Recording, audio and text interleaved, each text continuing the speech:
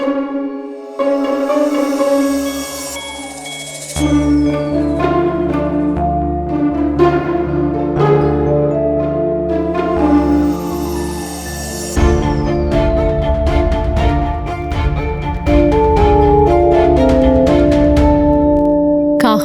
সাহিত্য দীর্ঘজীবী হোক।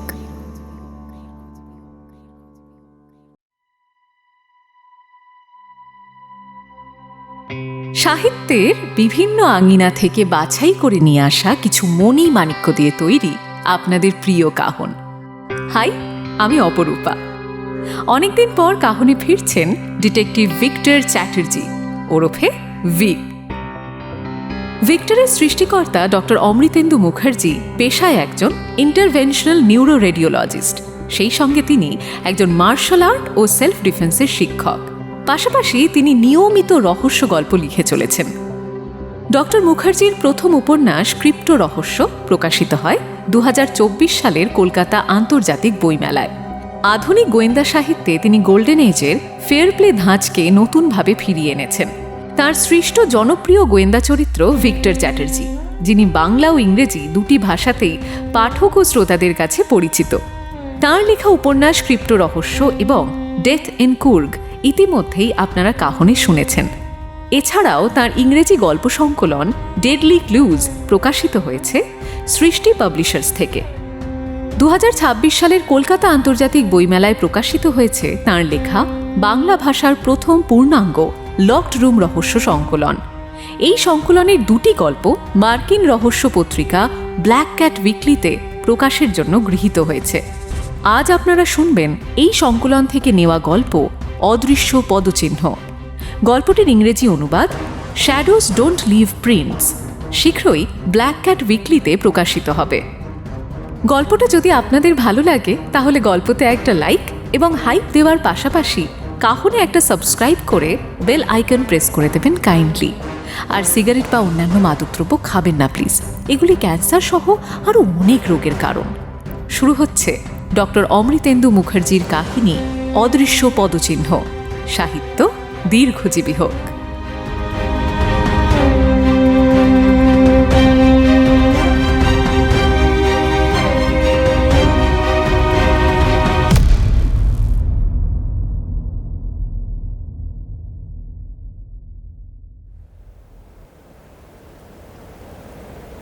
গুলমার্গের ঠান্ডা বাতাস শরীরের প্রতিটি রন্ধ্রে শিহরণ জাগাচ্ছিল। ফেব্রুয়ারির শেষ সপ্তাহ। পুরো শহর বরফের সাদা চাদরে মোড়া। পাহাড়ের গায়ে ধোঁয়ার মতো মেঘের আস্তরণ। গাছের ডালে জমে থাকা বরফ মাঝে মাঝে নিচে ঝরে পড়ছে। অভয়, উৎপল আর ভিক্টর তিন বন্ধু ধীর পায়ে হাঁটছিল তাদের গেস্ট হাউসের দিকে। তিনজনেই স্কুল জীবনের বন্ধু ও সহপাঠী। বর্তমানে অভয় কলকাতা পুলিশের একজন অফিসার, খুব অল্প বয়সেই পদোন্নতি করেছে। উৎপল চাকরি করে কলকাতা পুলিশেরই ফরেন্সিক ডিপার্টমেন্টের ল্যাবে, আর ভিক্টর কলকাতার একটা নামকরা কলেজের কেমিস্ট্রি লেকচারার। যদিও তার বিশেষ গুণ হল অসাধারণ পর্যবেক্ষণ ও বিশ্লেষণ করার ক্ষমতা। সেই ক্ষমতার মাধ্যমেই কলকাতা পুলিশকে কয়েকটা কেসে সাহায্য করে ইতিমধ্যেই সে বেশ নাম অর্জন করেছে। যদিও নিজেকে প্রফেশনাল গোয়েন্দা হিসেবে পরিচয় দিতে সে একেবারেই পছন্দ করে না। কয়েকদিনের ছুটি নিয়ে তিন বন্ধু মিলে বেড়াতে এসেছে কাশ্মীর। শ্রীনগর থেকে আসা হয়েছে গুলমার্গে। এখানে দুদিন থাকবে ওরা। তার মধ্যে আজ প্রথম দিনটা ছিল নিখুঁত। সকালে স্কিইং, দুপুরে কাশ্মীরি খাবার আর বিকেলে বাজার ঘোরা। ওদের গেস্ট হাউসটা একদম শহরের শেষ প্রান্তে, একটু নির্জন এলাকায়। পুরনো ব্রিটিশ আমলের কাঠের কটেজ, আশেপাশে গুটি কয়েক বাড়ি।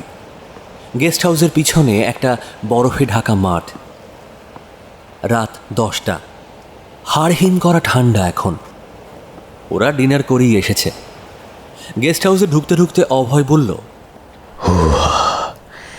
এই ঠান্ডায় বেশিক্ষণ জেগে থেকে লাভ নেই, বরং তাড়াতাড়ি শুয়ে পড়া যাক, কি বলিস? উৎপল খেঁকিয়ে উঠল, এই একদম বুড়োদের মতো কথা বলবি না, এখানে তো আমরা এনজয় করতে এসেছি। বরং গরম কফি খেতে খেতে মুভি ম্যারাথন হয়ে যাক। ধুর, এখন সিনেমা দেখতে ইচ্ছে করছে না, আর এখন কফি খেলে রাতে আবার ঘুম আসবে না। তার থেকে বরং ভিক্টরের একটা কেসের গল্প শোনা যাক। কি রে ভিক্টর? আমার সব কেসের গল্প তোরা তো মোটামুটি জানিসই। কুর্গের ঘটনাটা জানি না, মানে খুবই ভাষা ভাষা জানি আর কি। হ্যাঁ, ঘটনাটা তো কাগজে বেরিয়েছিল, তাতে বিশেষ কিছু লেখা ছিল না। ইনফ্যাক্ট তোর নামও তো মেনশন করেনি, আর তুইও কোনো দিন কিছু বলিসনি। আচ্ছা, কি হয়েছিল সেই রাতে? পুরো ঘটনাটা একটু খুলে বলবি? গেস্ট হাউসের রুমে ঢুকে ভিক্টর ওর ব্যাকপ্যাকটা বিছানায় ছুঁড়ে ফেলে বলল, ঘটনাটা গুছিয়ে বলতে অনেক সময় লাগবে, কিন্তু রাত হয়ে যাবে। সে হোক না, কাল একটু দেরি করেই না হয় উঠবো। শুরু কর। দাঁড়া, চেঞ্জ করে নেই, রুম হিটারটাও চালাতে হবে। ফ্রেশ হয়ে তিন বন্ধু গল্প করতে বসল। রুম হিটারের তাপে ঘরের ভেতরটা তখন বেশ আরামদায়ক হয়ে উঠেছে। ভিক্টর বলতে শুরু করলো কুর্গের অভিজ্ঞতা। তন্ময় হয়ে শুনতে লাগলো অভয় ও উৎপল। সময়ের খেয়াল রইল না তাদের। এক সময় গল্পটা শেষ করে ভিক্টর ঘড়ির দিকে তাকিয়েই বলে উঠল, এই রে, রাত 1টা বেজে গেল। মাই গড! নে ভাই, শুয়ে পড় জলদি, কাল তো ঘুরবি নাকি? বেড়াতে এসে হোটেলে শুয়ে থাকতে ভাল লাগে বল দেখি? উৎপল আর অভয়ের গল্পের রেশ তখনও কাটেনি। দাঁড়া, আগে বারান্দায় গিয়ে একটা সিগারেট খাই। আরে আরে আরে, কি এই ঠান্ডায়? পাগল নাকি? হ্যাঁ, আরে মরকট বাইরে টেম্পারেচার মাইনাসে রান করছে। উৎপল উঠে গিয়ে স্লাইডিং দরজার কাঁচ দিয়ে বারান্দায় উঁকি মারল। আরে কি করছে? উফ! বরফ পড়া থেমে গেছে অনেকক্ষণ আগে। আকাশে পূর্ণিমা চাঁদ, বরফে ঢাকা মাঠ, জ্যোৎস্নার আলোয় কি অপরূপ লাগছে সেটা বাইরে একবার না এলে বুঝতে পারবি না। জ্যাকেট আর মাফলা চাপিয়ে আয়, তোরা তাড়াতাড়ি চলে আয়। বারান্দাটা গেস্ট হাউসের পেছনের দিকে, অর্থাৎ বরফে ঢাকা মাঠের দিকে। তিন বন্ধু শীতবস্ত্র গায়ে চাপিয়ে বারান্দায় এসে দাঁড়ালো। সত্যি, বরফে ঢাকা বিস্তীর্ণ প্রান্তর যেন চাঁদের আলোয় এক অপূর্ব মায়াবী রূপ ধারণ করেছে। তিন বন্ধু কিছুক্ষণ মন্ত্রমুগ্ধের মতো তাকিয়ে রইল মাঠটার দিকে। সত্যি যা গল্প শোনালি অবিশ্বাস্য। আমি কোনো গোয়েন্দা গল্পের বইতেও এমন পড়িনি কখনো। শ্রীনিকার সঙ্গে পরে কখনো কথা হয়েছে তোর? হচ্ছে অদ্ভুত একটা নীলচে আভা ছড়িয়ে পড়েছে পুরো মাঠে। ভিক্টর সেদিকে তাকিয়ে শুধু বলল, মাই গড! অপূর্ব, সত্যি অপূর্ব। কি লাগছে! ওয়াও! এই একটা গান ধর তো, জমে যাবে। আমি ঘুমের ঘরে চাঁদের পানে চেয়ে থাকি মধুর প্রাণে,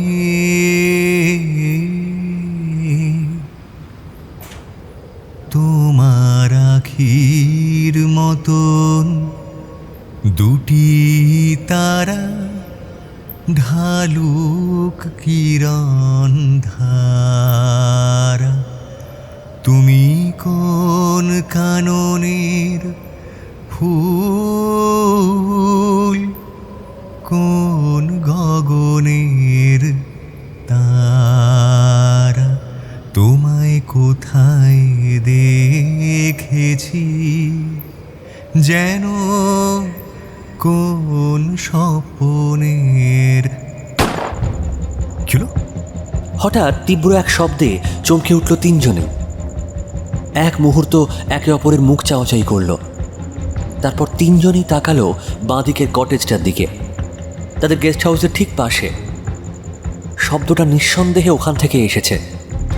উৎপল বেশ আতঙ্কিতভাবেই বলে উঠল, এই গুলির শব্দ না? হ্যাঁ, আনমিস্টেকেবল। গিয়ে একবার দেখবি?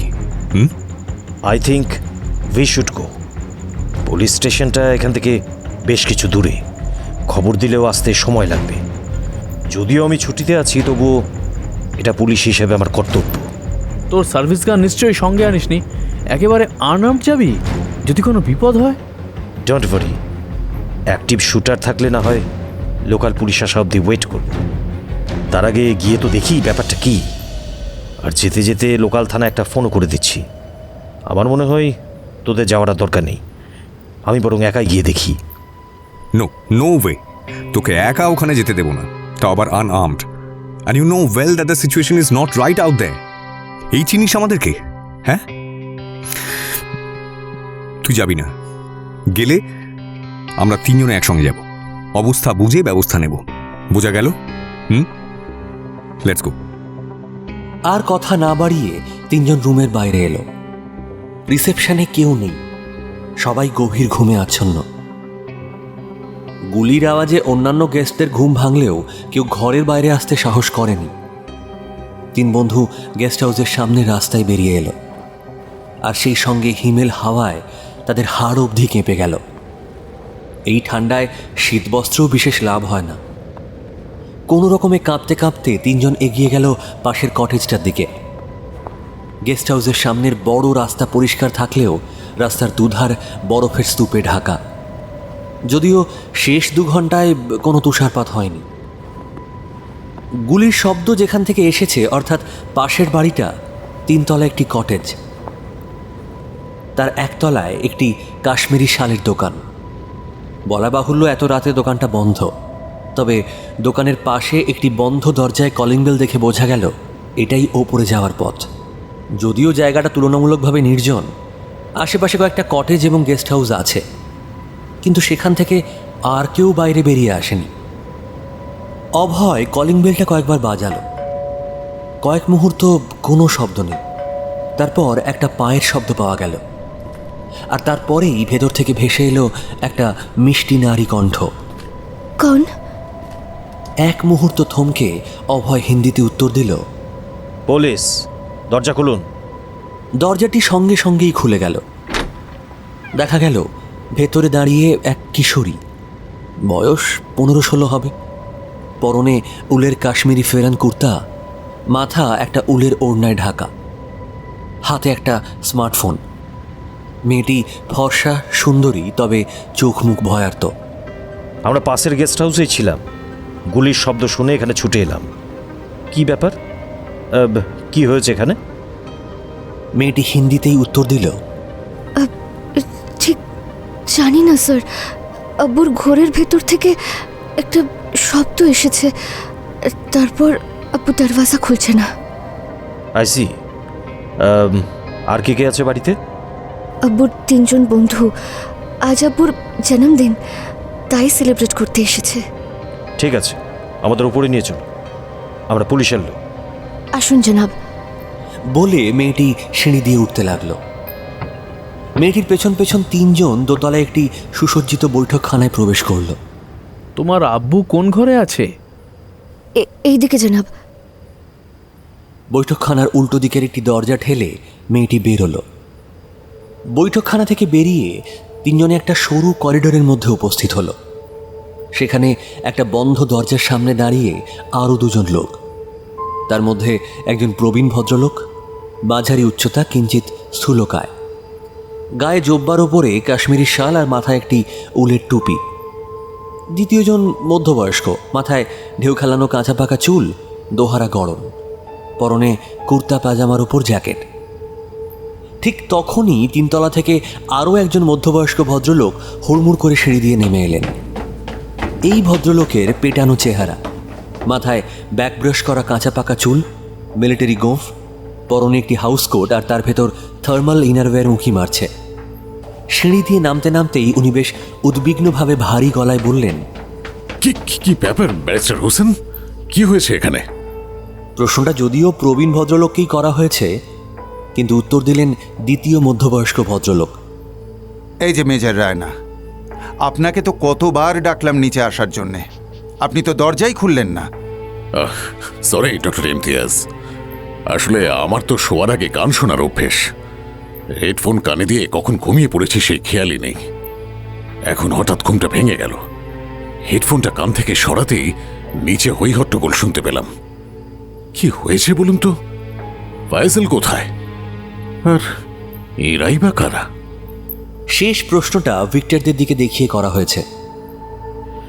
আমরা পাশের গেস্ট হাউস থেকে গুলির শব্দ শুনে এখানে ছুটে এলাম। আমি অভয় বাগচি, ক্যালকাটা পুলিশে আছি। আমি লোকাল থানায় খবর দিয়ে দিয়েছি, ওরা অন দ্য ওয়ে। তাই আমি ব্যাপারটা দেখতে এলাম। আর সঙ্গে এরা দুজন আমার বন্ধু, ভিক্টর চ্যাটার্জি আর ইনি উৎপল মহাপাত্র। প্রবীণ ভদ্রলোকটি অর্থাৎ ব্যারিস্টার হোসেন অবাকভাবে জিজ্ঞেস করলেন, রায়না, তুমি গুলির শব্দটা শোনোনি? আমি ঘুমের মধ্যে একটা শব্দ শুনেছি। আমার তো মনে হলো যেন স্বপ্ন দেখছি। আর কিছুক্ষণ পরেই একটা অস্বস্তিতে ঘুমটা ভেঙে গেল। বাট গুলি যদি চলে থাকে তাহলে ফয়জল কি? কিছুই তো বুঝতে পারছি না। অনেকক্ষণ ধরেই তো ডাকছি, কিন্তু ফয়জল দরজা খুলছে না। আমার মনে হয় দরজা ভেঙে ফেলা উচিত। ঠিকই বলেছেন, ভদ্রলোক নিশ্চয়ই কোনো বিপদে পড়েছেন। তাই সময় থাকতে দরজা ভেঙে আমাদের হেল্প করা উচিত। ইমতিয়াজ, অভয় আর ভিক্টর তিনজন মিলে দরজায় ধাক্কা দেওয়া শুরু করলো। কাঠের পোক্ত দরজা ভাঙতে 2-3 মিনিট সময় লাগলো। দরজা ভেঙে ঘরের ভেতর ঢুকতেই ঠান্ডা বাতাসে সবার হাড় কেঁপে উঠল। ঘরের ভেতরটা অসম্ভব ঠান্ডা, আর সেই সঙ্গে ঘুরঘুরটি অন্ধকার, কিছুই দেখা যাচ্ছে না। আরে লাইটটা কেউ জ্বালুন, কিছু দেখা যাচ্ছে না তো। আমি জ্বালছি। কয়েক সেকেন্ড সময় লাগলো ঘরের আলো জ্বালতে, আর আলো জ্বালতেই এক ভয়ঙ্কর দৃশ্য দেখে সবাই আঁতকে উঠল। হোসেনের মুখ থেকে একটা আর্তচিৎকার বেরিয়ে এলো। ফয়জল! ইমতিয়াজ পাথরের মূর্তির মতো স্থির হয়ে গেছেন। কিশোরীটি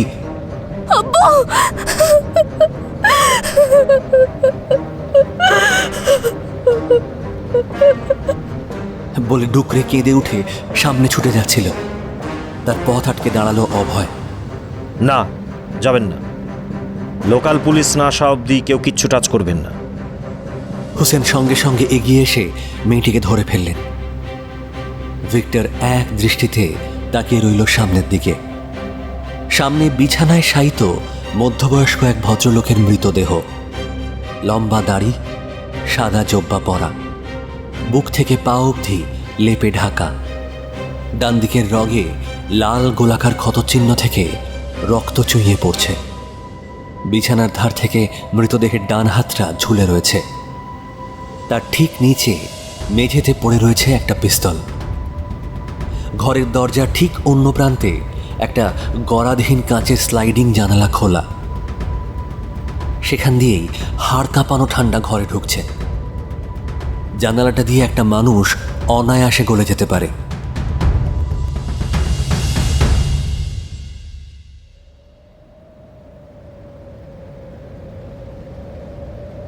জানালাটা বন্ধ করে দেওয়া দরকার।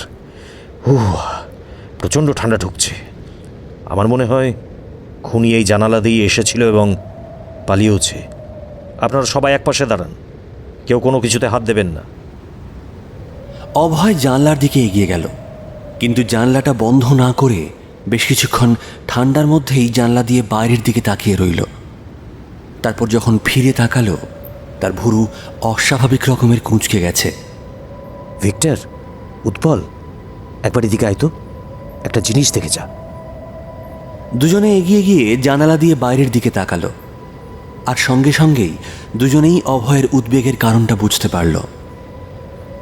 বাইরে সেই বরফ ঢাকা বিস্তীর্ণ প্রান্তর।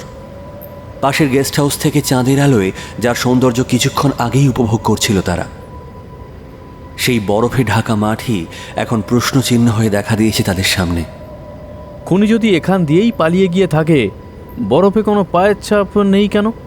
লাস্ট 2 ঘন্টা তো বরফও পড়েনি। আমিও তো সেটাই ভাবছি। এখান থেকে ঝুড়ো বরফের ওপর লাফ দিয়ে পালানো সম্ভব। এছাড়া দেখ, ডান পাশে একটা পাইপও আছে, এটা দিয়েও নামতে পারে, কিন্তু তাতেও বরফে পায়ের ছাপ তো পড়বেই। পাইপ বেয়ে উপরে উঠে যায়নি তো ছাদে? ঠিক বলেছিস। তাহলে এক্ষুনি তো ছাদে গিয়ে একবার দেখা দরকার। দাঁড়া, আগে জানালাটা বন্ধ করে দিই। এই ঠান্ডায় থাকা যাচ্ছে না। অভয় স্লাইডিং জানলাটা টেনে দিল। উপস্থিত বাকি সবাই এই ভয়ঙ্কর দৃশ্য দেখে এতক্ষণ তটস্থ হয়ে দাঁড়িয়েছিলেন।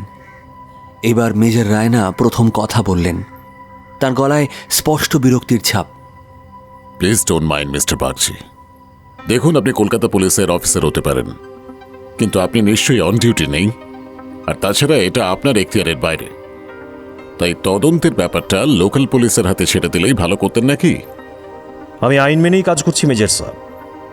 লোকাল পুলিশকে অলরেডি ইনফর্ম করেছি, কিন্তু তারা এখনও এসে পৌঁছয়নি। তাই অন ডিউটি না থাকলেও ব্যাপারটা খতিয়ে দেখা আমার কর্তব্যের মধ্যেই মনে করি। আ কপ ইজ অলওয়েজ অন ডিউটি, ঠিক আপনাদের অর্থাৎ সোলজারদের মতোই। তাছাড়া নিচের মাঠে কোনো পায়ের ছাপ নেই। অর্থাৎ খুনি হয়তো মেবি এখন ওই বাড়ির ছাতেই আছে। এবারে পুলিশ আসার অপেক্ষা করলে তাকে তো পালিয়ে যাওয়ার সুযোগ করে দেওয়া হয়। না না, তার থেকে এখনই সবাই মিলে ছাতে গিয়ে তাকে ধরতে পারলে পারে খুব ভালো হতো। কি বলিস? কিন্তু আমাদের কারোর কাছে তো কোনো অস্ত্র নেই। ছাদে গেলে সে যদি গুলি চালায়? পিস্তল তো এখানেই ফেলে গেছে। অবশ্য তার কাছে আরেকটা পিস্তল থাকতেই পারে। তবু আমার মনে হয় একবার যাওয়া দরকার। Well, I have a licensed pistol, তবে সেটা তো 3 তলায় আমার ঘরে রয়েছে। আচ্ছা, আপনারা যখন বলছেন তখন পিস্তলটা নিয়ে একবার ছাদে গিয়েই দেখি। বেশ, সবার যাওয়ার দরকার নেই। মেজর সাহেবের সঙ্গে আমি আর ভিক্টর যাচ্ছি, বাকিরা এখানেই থাকুন। আর হ্যাঁ উৎপল, তুইও এখানে অপেক্ষা কর, দেখিস কেউ কোনো কিছুতে যাতে টাচ না করে। 3 তলায় একই রকম একটা করিডর, তার দুপাশে দুটো করে ঘর। প্রথম ঘরটা দেখিয়ে রায়না বললেন, এই যে ব্যারিস্টার হোসেন এই ঘরেই ছিলেন, আর ডক্টর ইমতিয়াজ ঠিক তার উল্টো দিকের ঘরটায়। আচ্ছা, ব্যারিস্টার হোসেনের ঘরটা তো ভিকটিমের ঘরের ঠিক ওপরে, তাই না? হ্যাঁ, তো nothing special, just an observation. By the way, আপনি কোন ঘরে ছিলেন? এই তো এই ইমতিয়াজের পাশের ঘরটাই। I C. আসুন, আমার 9mm নিয়ে নিই। এগিয়ে গিয়ে নিজের ঘরের দরজা খুললেন মেজর রায়না।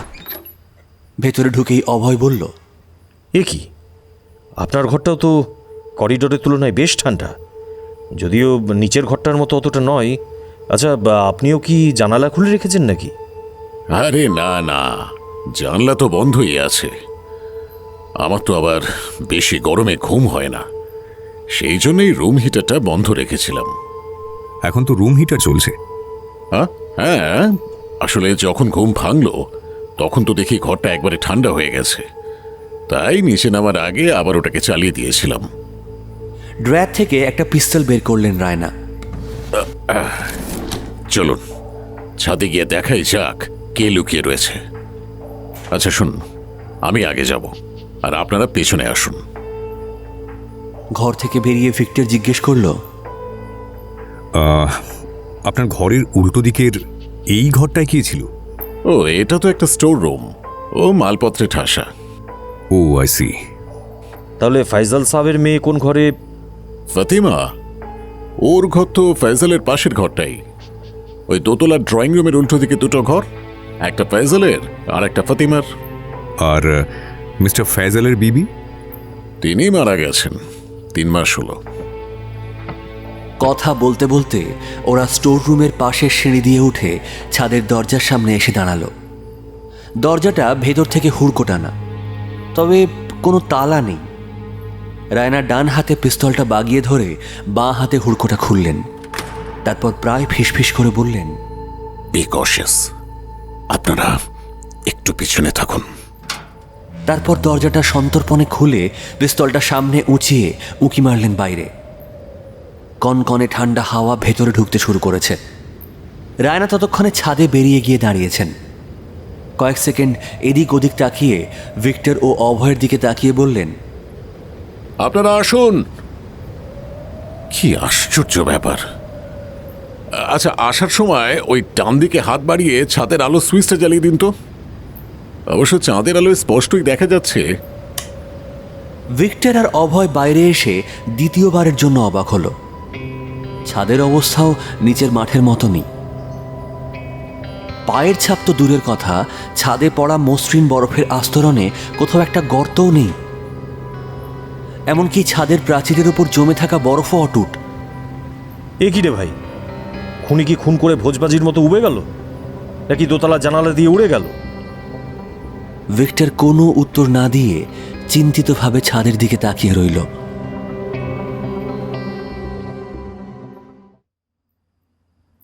ভিক্টররা দোতলায় ফিরে আসার প্রায় সঙ্গে সঙ্গেই বাইরে গাড়ির শব্দ শোনা গেল। তার কয়েক মিনিটের মধ্যেই সিঁড়িতে দুর্দার করে বুটের শব্দ। ঘরে এসে ঢুকলেন একজন মধ্যবয়স্ক পুলিশ অফিসার আর দুজন কনস্টেবল। ভদ্রলোকের চেহারা বেশ ফিটফাট, উচ্চতায় 6 ফুটের কাছাকাছি, পরিষ্কার কামানো মুখ এবং সরু গোঁফ। তিনি পরিষ্কার হিন্দিতে বললেন, আমি গুলমার্গ পুলিশ স্টেশনের ওসি নবীন গুপ্তা। কে ফোন করেছিলেন? সবাই ঘরের এক কোণে জড়ো হয়ে দাঁড়িয়েছিল। ফতিমা নামে মেয়েটা তখনও কেঁদে চলেছে। তাকে সান্ত্বনা দিচ্ছেন হুসেন। ভিক্টর, অভয় আর উৎপল দাঁড়িয়েছিল তাদের থেকে কিছুটা আলাদা হয়ে। অভয় এগিয়ে গিয়ে নিজের পরিচয় দিল। ভিক্টর আর উৎপলের সঙ্গেও আলাপ করিয়ে দিল। নবীন ভুরু কুঁচকে বললেন, আপনারা কোনো কিছুতে হাত দেননি তো? একেবারেই না অফিসার, আমরা প্রোটোকল জানি, বরং এখানে উপস্থিত বাকিরা যাতে কোনো কিছুতে হাত না দেন সেটাও এনশিওর করেছি। শুধু খুব ঠান্ডা ঢুকছিল বলে জানালাটা বন্ধ করে দেওয়া হয়েছে। আর আমরা 3 জন ছাদে গিয়েছিলাম কেউ লুকিয়ে আছে কিনা দেখার জন্য। Thank you, we will take it from here. বলে নবীন মৃতদেহ আর তার পাশে পড়ে থাকা পিস্তলটা কিছুক্ষণ দেখলেন। তারপর সমবেত সকলের দিকে তাকিয়ে জিজ্ঞেস করলেন, এই পিস্তলটা আগে কেউ দেখেছেন? হ্যাঁ তো, আসলে আসলে এত পাজলড হয়ে গিয়েছিলাম যে আগে খেয়ালই করিনি। ওটা তো ফয়জালেরই পিস্তল। ও ড্রয়ারেই সব সময় থাকতো, আমাদের অনেকবার দেখিয়েছে। হুসেন আর রায়নাও সম্মতিসূচকভাবে মাথা নাড়লেন। নবীন এদিক ওদিক কিছুক্ষণ তাকিয়ে একটা ক্যাবিনেটের সামনে গিয়ে বললেন, এই তো বুলেট শেলটা এখানে পড়েছে দেখছি। বিছানায় শোয়া অবস্থায় গুলি করলে এখানে পড়াটাই স্বাভাবিক। ভিক্টর ঘরে ঢুকে প্রথমেই বুলেট শেলটা লক্ষ্য করেছিল। এখন অভয় আর উৎপলকে উৎসুকভাবে সেদিকে তাকাতে দেখে মুচকি হাসল। নবীন এবার জানলার দিকে এগিয়ে গেলেন। স্লাইডিং জানালাটা খুলে বাইরে কিছুক্ষণ তাকিয়ে রইলেন। তারপর জানলা বন্ধ করে অভয়ের দিকে তাকিয়ে বললেন, ছাদে কোনো ক্লু পেলেন? কাউকে লুকিয়ে থাকতে দেখেননি সে তো বুঝতেই পারছি। না, ছাদের বরফ একেবারে আনডিস্টার্বড, ওখান দিয়ে কেউ পালায়নি। সেটা আমার মনেই হয়েছে, জলের মতো সোজা কেস এটা। যাই হোক, উইটনেস হিসেবে আপনাদের প্রত্যেকেরই স্টেটমেন্ট লাগবে। তবে আগে আমি ঘটনাটা প্রথম থেকে শুনতে চাই। ব্যারিস্টার হুসেন, আপনি বলুন একেবারে গোড়া থেকে। হুসেন কথা শুরু করার আগে কয়েক সেকেন্ড চিন্তা করে নিলেন। তারপর বলতে শুরু করলেন, হ্যাঁ, ফয়সাল, আমি, রায়না আর ইমতিয়াজ 4 জন পুরনো বন্ধু। আলাপ গুলমার্গ ক্লাবে। একসময় রেগুলার উইকেন্ডে গল্পের আসর বসত। ইদানিং যোগাযোগ একটু কমে গিয়েছিল। রায়না গতকাল সকালে হঠাৎ প্রস্তাব দিল ফয়সালের জন্মদিন পালন করবে রাত 12টায়। তাই ইভিনিংয়ে কেক নিয়ে হাজির হওয়া যাক, just to rejuvenate the old friendship. ফয়সালকে সারপ্রাইজ দেওয়া হবে বলে আগে থেকে জানানো হয়নি। ইমতিয়াজকে রায়না সকালে ফোনে ট্রাই করেছিল কিন্তু পায়নি। তো এসে দেখি ও অলরেডি এখানেই উপস্থিত। কটা নাগাদ ঢুকলেন আপনারা? রাত 9টা। নবীন এবার ইমতিয়াজের দিকে তাকিয়ে জিজ্ঞেস করলেন, আপনি আগেই ঢুকে গিয়েছিলেন? আপনিও কি জন্মদিন পালন করতে? আরে না না, ফয়জাল কয়েকদিন ধরেই বলছিল যে ঘাড়ের পিছনে যন্ত্রণা করছে, প্রেশারটা একবার দেখে যেতে।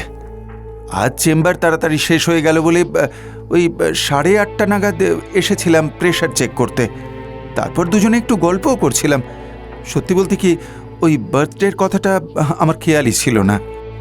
বেশ, হুসেন সাহেব কন্টিনিউ।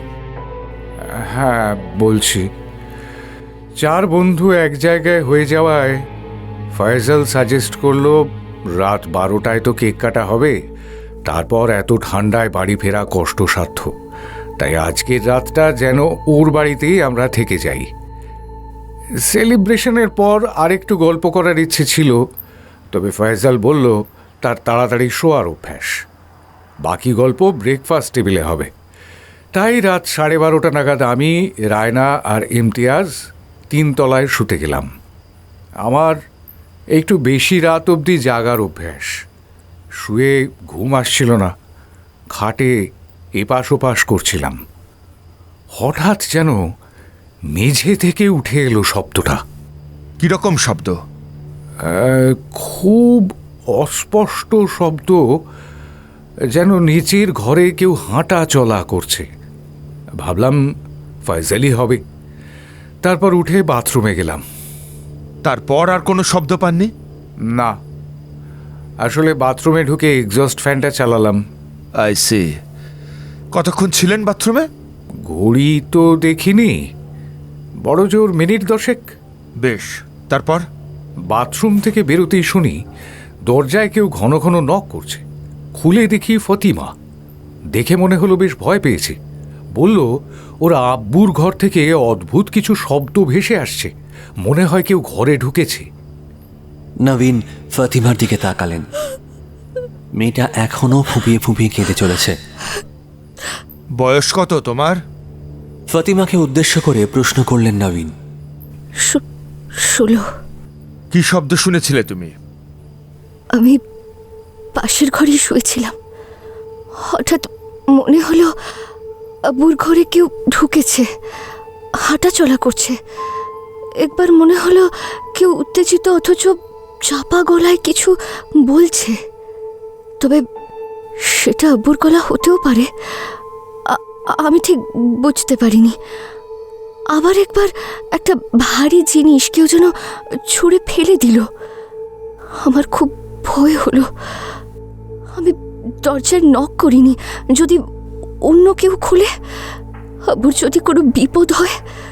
দৌড়ে সোজা 3 তলায় উঠে গিয়ে হোসেন আঙ্কেলকে ডাকি। কি বলছিল বুঝতে পেরেছিলে? না, কোথা কিছু বুঝতে পারিনি। ভারী জিনিস ফেলে দেওয়ার শব্দটা কিরকম ছিল? মেটাল কিছু পড়ে গেলে যেরকম টং করে শব্দ হয়? না, ওরকম না, অনেকটা ভারী বই পড়ে গেলে যেরকম শব্দ হয় ঠিক তেমন। নবীন ঘরের এদিক ওদিক তাকালেন। মাটিতে ভারী কোনো জিনিস পড়ে থাকতে দেখতে পেলেন না।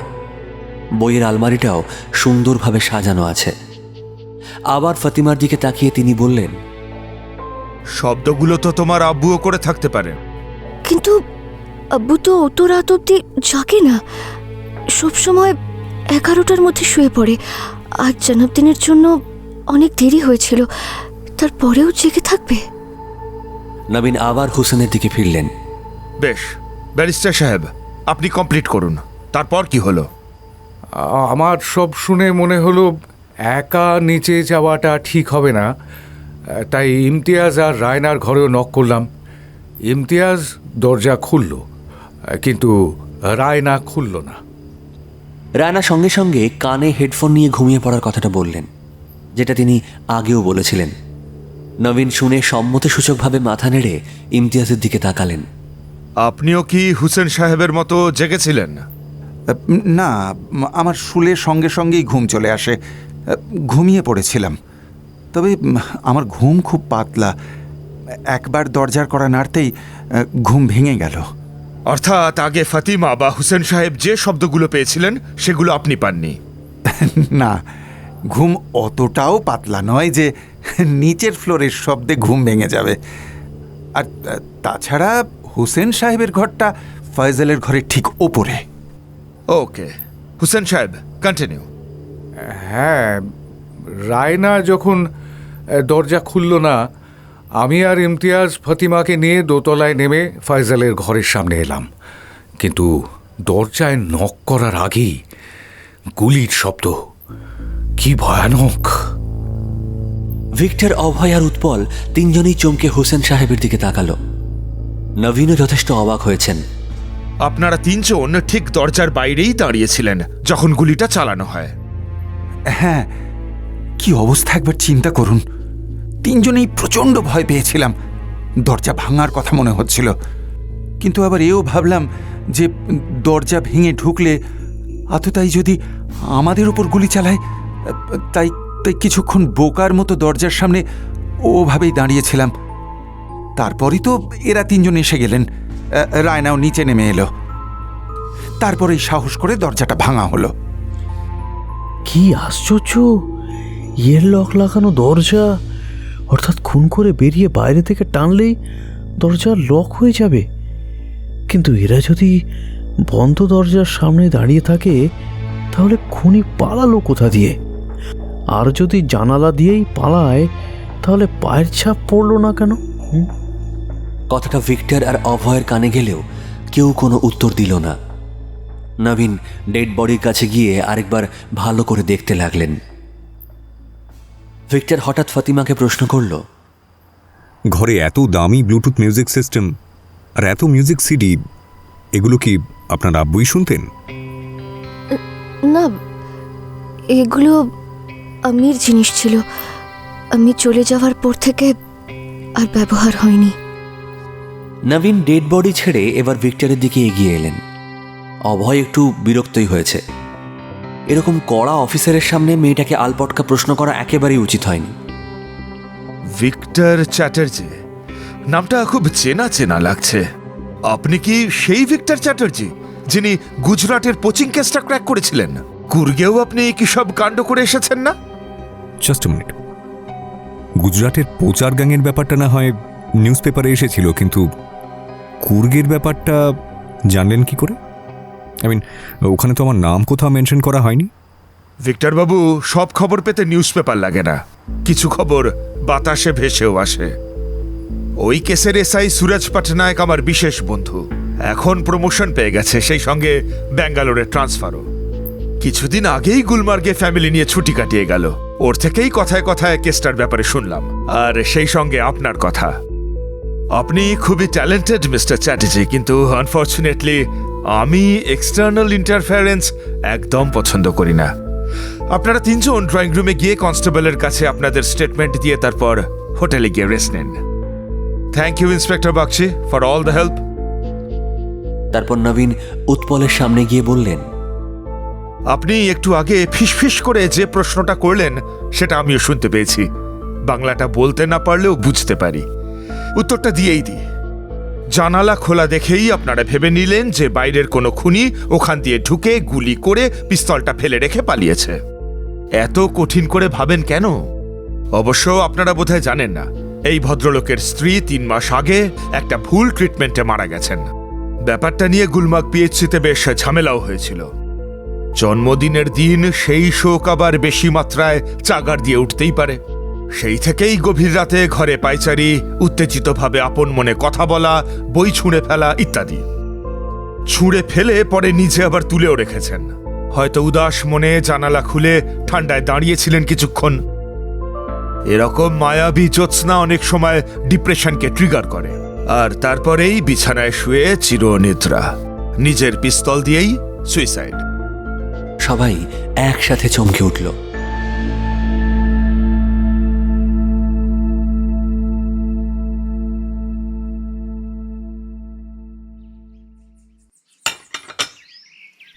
রাবিশ!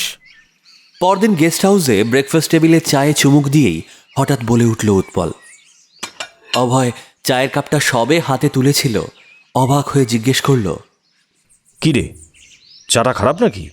দূর, আমি বলছি কাল রাতে ওই নবীন দারোগার সুইসাইড থিওরির কথা। এত সহজ নাকি? ব্যাটা ভালো করে ইনভেস্টিগেট না করেই কেস র্যাপ আপ করে দিল। কি বলিস ভিক্টর? ভোর রাতে কনস্টেবলের কাছে স্টেটমেন্ট দিয়ে গেস্ট হাউসে ফিরে শুতে রাত 3টে বেজে গিয়েছিল। রাতে 3 বন্ধুর আর কোনো কথা হয়নি। সকালে উঠতেও দেরি হয়েছে। ব্রেকফাস্ট টেবিলে আস্তে আস্তে সকাল 9:30 বেজে গেছে। আচ্ছা, একটা কথা নিজেই ভেবে বল, ব্যাপারটা সুইসাইড হলেও সব খটকাগুলো কি আদৌ দূর হচ্ছে? What do you guys think? Locked room আর বাইরে বরফে পায়ের ছাপ না পড়ার ব্যাপারটা তো সহজে এক্সপ্লেন হয়ে যাচ্ছে। তবে বন্ধ ঘরে পায়চারি করা বা ফ্রাস্ট্রেশনে জিনিসপত্র ছুঁড়ে ফেলা, এগুলো তো সম্ভব। কিন্তু আত্মহত্যা করার আগে কেউ জানালা খুলে চাঁদের সৌন্দর্য দেখবে, এটা একটু বাড়াবাড়ি হয়ে গেল না? মৃতদেহের হাতে গান পাউডার রেসিডিউ না পাওয়া গেলে এমনিতেও নবীন দারোগার থিওরি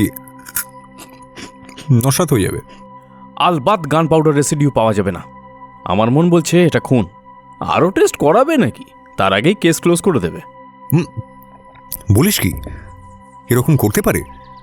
তা নয় তো কি, আমাদের অভয়কে দেখে তুই পুরো পুলিশ ডিপার্টমেন্টকে বিচার করিস না, কত গোঁজামিল দিয়ে।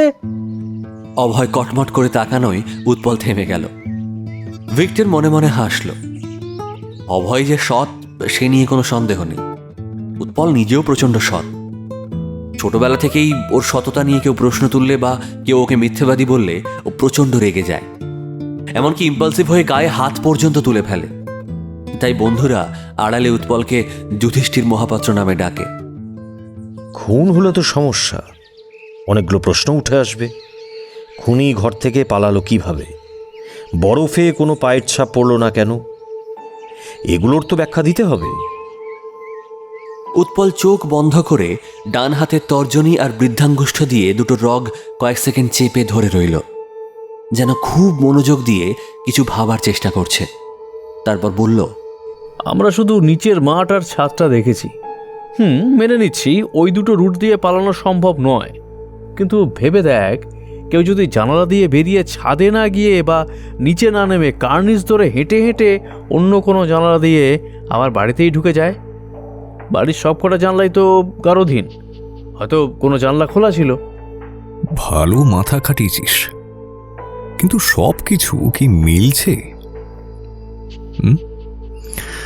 বরং এভাবে ভাবলে অনেকগুলো প্রশ্ন মনে জেগে উঠছে, অনেকগুলো প্রশ্ন।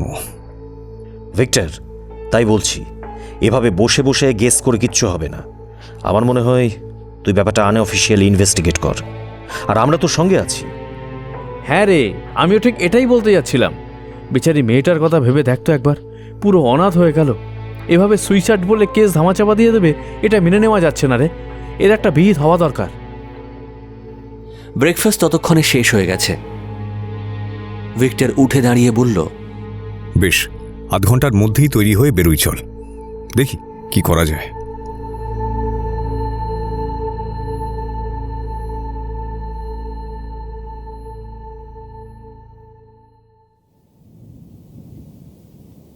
আধ ঘন্টা পরে বেরোলো তিনজন। গেস্ট হাউস থেকে বেরিয়ে ডান দিকে এগিয়ে গেল ভিক্টর। ফয়জালের কটেজের নিচের দোকানটা আজ খোলেনি, বাড়ির দরজা জানলাও বন্ধ। সকালে সূর্যের আলো পড়তেই গুলমার্গের বরফ ঢাকা উপত্যকা ঝকঝক করে উঠেছে। দূরের পাহাড়গুলোর ছায়া লম্বা হয়ে উপত্যকার বুকে পড়ছে। চারপাশে ছড়িয়ে পড়েছে এক শান্ত স্নিগ্ধতা। হালকা বাতাসে গাছের ডালে জমে থাকা বরফ ঝরে পড়ছে মাঝে মাঝে, হালকা খসখস শব্দ তুলে। কাল রাত থেকে আর তুষারপাত হয়নি, তবে রাস্তার দুধারে স্তূপাকৃত বরফ এখনো পড়ে আছে। এই দাঁড়া দাঁড়া, জাস্ট মিনিট, এই গর্তটা খেয়াল করেছিস? ফয়জালের কটেজের সামনে এসেই পথের ধারে জমে থাকা বরফের দিকে আঙুল দিয়ে দেখালো ভিক্টর। অভয় ও উৎপল এগিয়ে গিয়ে দেখতে গেল গর্তটা। বাড়ির ঠিক নিচে জমে থাকা বরফের স্তূপের উপর একটা গোলাকার গর্ত, যেন বরফের স্তূপের মধ্যে কেউ হাত ঢুকিয়ে দিয়েছিল। গর্তটা দেখে তিনজনেই ওপর দিকে তাকালো। দোতলা জানালাগুলো তো ড্রয়িং রুমের, আর তিনতলার জানালাগুলো হচ্ছে গেস্ট রুমের, যার একটাতে ছিলেন ডক্টর ইমতিয়াজ আর অন্যটাতে মেজর রায়না। এই গর্তটা ঠিক সোজাসুজি ওপরে। তিনতলার জানলাটা যে গেস্ট রুমটার, সেখানে মেজর রায়না ছিলেন। ঠিক। এর মানে এটা কি? খুনি কি ওই জানালা থেকে এখানে লাফিয়ে পড়েছিল? আরে তা কি করে সম্ভব? এত উঁচু থেকে লাফ দিলে হাড়গোড় ভাঙবে। আর গর্তটা এতটাও বড় নয়, একটা হাত ঢোকালে যতটুকু গর্ত হতে পারে সেরকমই মনে হচ্ছে। তার মানে তুই বলতে চাইছিস ওই জানালা দিয়ে উপর থেকে কেউ কিছু ফেলেছিল, যেটা পরে যাওয়ার সময় হাত ঢুকিয়ে তুলে নিয়েছে? অস্বাভাবিক কিছু নয়, কিন্তু সেটা কি জিনিস? খুনের অস্ত্র নিশ্চয় নয়, কারণ যে পিস্তলটা দিয়ে খুন করা হয়েছে সেটা মৃতদেহের পাশেই পাওয়া গেছে। তাছাড়া মেজর রায়নার কাছে নিজের লাইসেন্সড পিস্তল ছিল, যেটা উনি আমাদের নিজেই দেখিয়েছেন। আর একটা তৃতীয় পিস্তল ছিল, এটা ভাবাটা একটু বাড়াবাড়ি। মনে হচ্ছে আমার থিওরিটাই ঠিক। জানালার কার্নিশ বেয়ে বেয়ে কেউ যাচ্ছিল, পকেট থেকে কিছু পড়ে গিয়েছিল, হয়তো দরকারি জিনিস, তবে এই কেসের সঙ্গে রিলেটেড কিছু নয়। পরে পালানোর সময় এখান থেকে রিট্রিভ করে নিয়ে গেছে। তাছাড়া এই রায়নার ভাবগতিক কিন্তু খুব একটা সুবিধের নয়, বিশেষ করে ওর ঘরটা ঠান্ডা ছিল দেখলি না? আমরা জিজ্ঞেস করায় একটা লেম এক্সকিউজ দিল। আমার স্থির বিশ্বাস ও জানালাটা খুলেছিল, আর সেই জন্যই ঘরটা ঠান্ডা ছিল। মন্দ বলিসনি। আই থিঙ্ক এদের সবার সঙ্গে আরেকবার কথা বলা দরকার, বুঝলি? কাকে দিয়ে শুরু করবি? রায়নার গতিবিধি যখন সুবিধা নয়, ওকে দিয়েই শুরু করা ভালো। আর্মির লোককে প্রথমে ঘাঁটিয়ে লাভ নেই। তাহলে ব্যারিস্টার হোসেনকে দিয়েই শুরু করা যাক। আমি হোটেলের ম্যানেজারের থেকে প্রত্যেকের ঠিকানা নিয়ে এসেছি। এরা তিনজনেই এলাকার গণ্যমান্য লোক, সবাই চেনে এদের।